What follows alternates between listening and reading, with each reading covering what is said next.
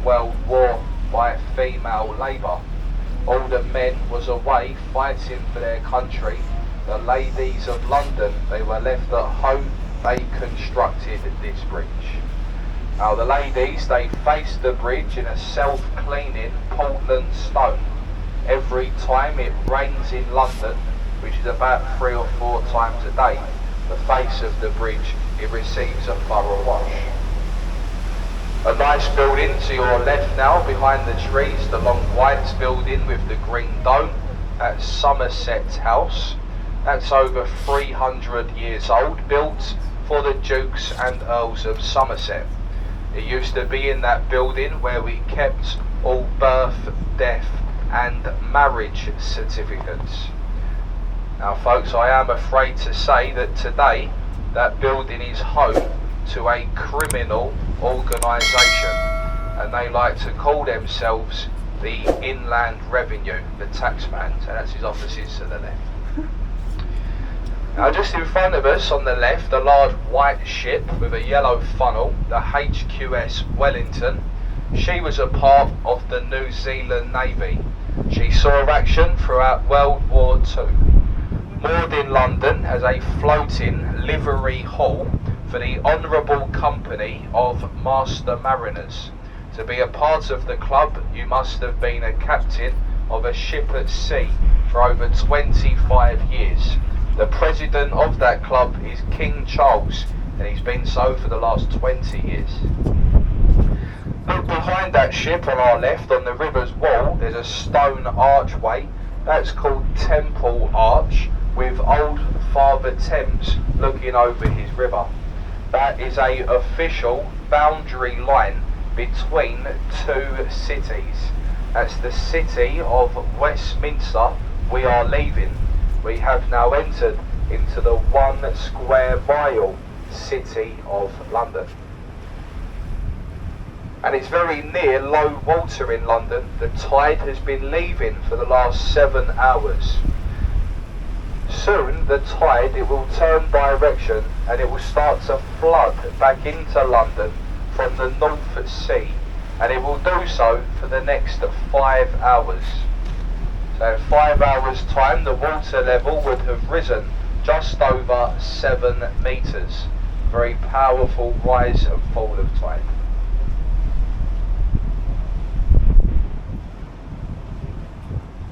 If you look ahead of us to the left, coming into view, you'll see the large dome and golden cross. That's St Paul's Cathedral.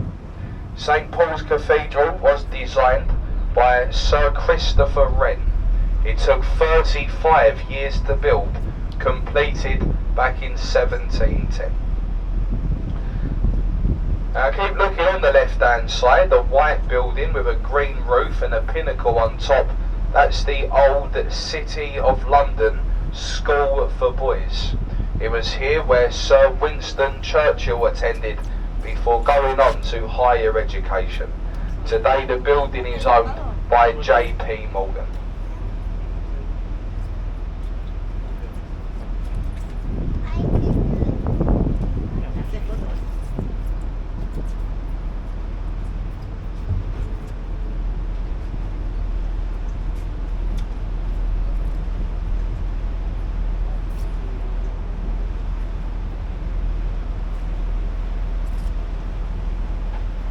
We're now about to pass beneath a group of bridges. The first one, the Blackfriars Road Bridge.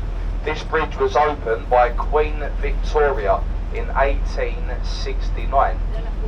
It's then followed by the Blackfriars Railway Bridge, and in between the 2 bridges, left and right, you'll see the red support columns, and this is what remains of the old St Paul's Railway Bridge. The modern trains became too heavy, the bridge it became unsafe. The top section has been taken off. The support columns, they was left. Fear of them disturbing the foundations of the other 2 bridges.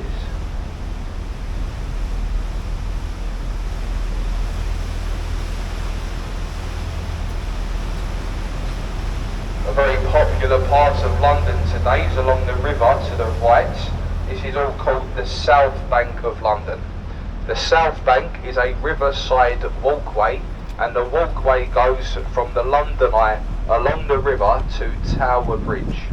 All along the south bank throughout the day there's something going on. Lots of street performers, street food, arts galleries, theatres, lots of nice bars and restaurants as well. So a very nice riverside walk along the south bank of the river. Back over on the left hand side, the red building, that is the new and current City of London School for Boys. The most famous person I can think of that went to that school is probably Daniel Radcliffe, Harry Potter, so that's where he went to school. If we do have any Harry Potter fans on board today, you may recognise the bridge in front of us from Half-Blood Prince. If you remember, the Death Eaters, they fly over the river and the bridge collapses into the River Thames. As you can see, it is back up now and very popular. If you follow the bridge through the buildings on your left, you'll get a very short glimpse, but it is a full-length view of St Paul's Cathedral.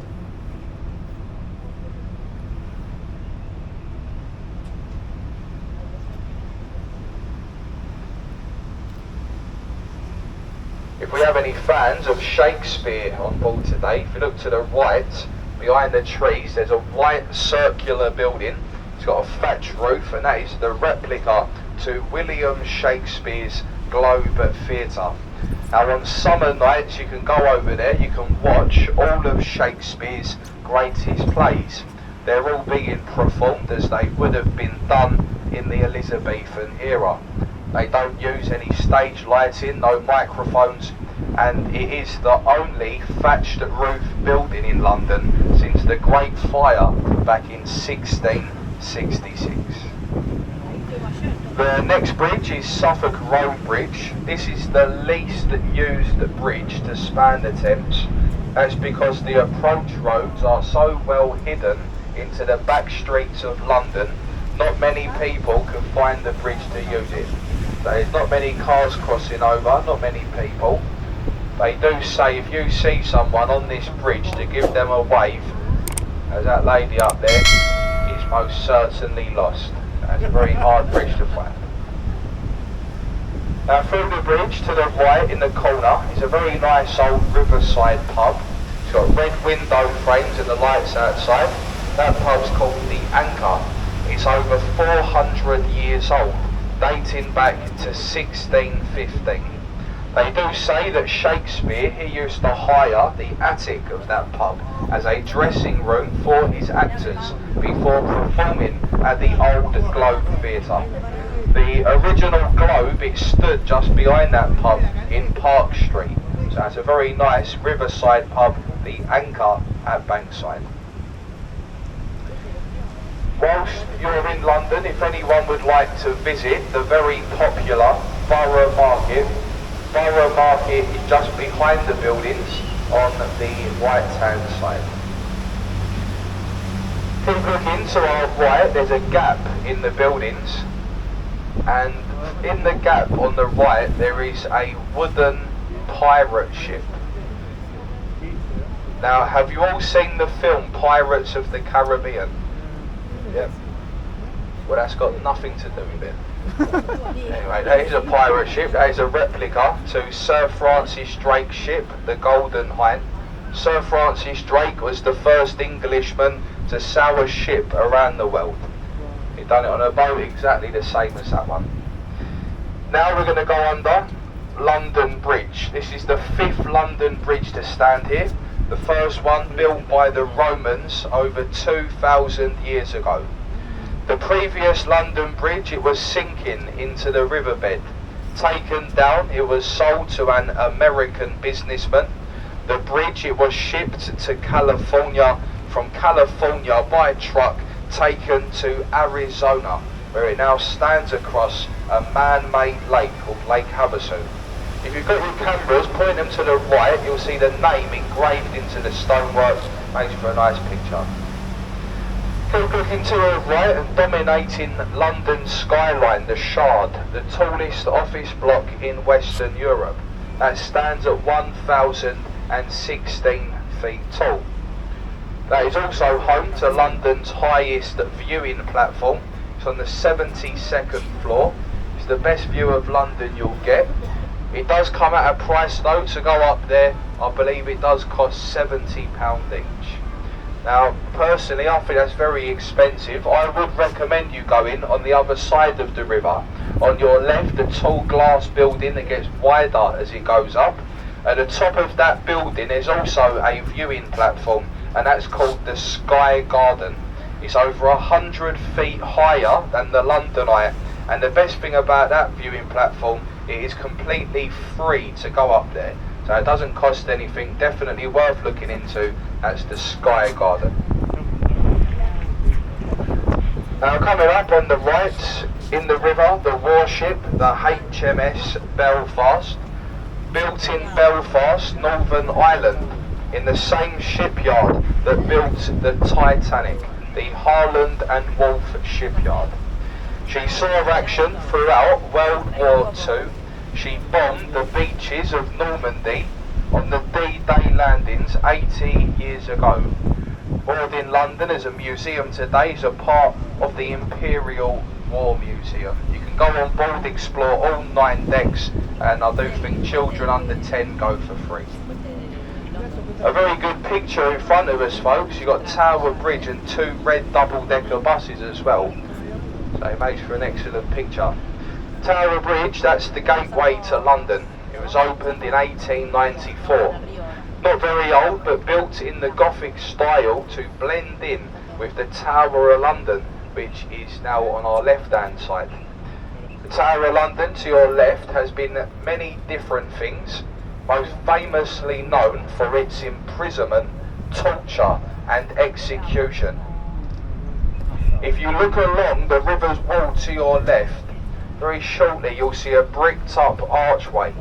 Right above it, it says entry to the Traitor's Gate. Now if you was a traitor to the crown, you'd have been rowed down river from Westminster by barge, through that once open archway, before being beheaded up on Tower Hill. Your head would have been put on a spike and stuck on London Bridge, a would-be warning to any traitors to the crown. The oldest part of the tower is the White Tower, that's the one in the middle. It dates back to 1078. It was built during the reign of William the Conqueror. So definitely worth a visit to the tower, and it is home to the Crown Jewels as well. Experience. If you look up there, you'll see it has now been fitted with a glass floor. If you look up there, you will see people standing on the glass above your heads. I mean, try not to look too carefully. You'll be very surprised what you can see from down here sometimes. And some eyeballs, believe me. Now through the bridge to the right is our next stop, folks, Butler's Wharf. I'm pretty sure that some of you will probably be leaving us here at this stop. Folks, as we do come into the pier, please do take this time to look around yourselves. Make sure you have all your belongings with you. Don't leave anything behind to spoil your day. A little bit of ticket information as well, so nobody ends up in the wrong place. Anyone on board today with a 1 hour round trip, a Butler's Wharf ticket or a Top View ticket, then this is your stop. You have to change boat here, and there's a returning boat every 40 minutes back to Westminster. If you're going to Greenwich, then stay on this boat. Greenwich will be the next stop after this one. Now we're just waiting for the boat to leave the pier on the right. When he leaves, we will make our way alongside the pier. If anyone is leaving us here, if you haven't got any plans, a nice place to go is on the left where the trees are. That's an entrance to St Catherine's Dock, and that years ago was a high security dock, today a luxury marina. Lots of nice boats in there, very nice bars and restaurants around it, and there's a very nice pub in there as well called the Dickens Inn, somewhere nice to go. Folks, lastly I'd like to thank you all for your very kind attention on our way down river today. So I really appreciate it. Thank you for listening. If I may, just mention the commentary given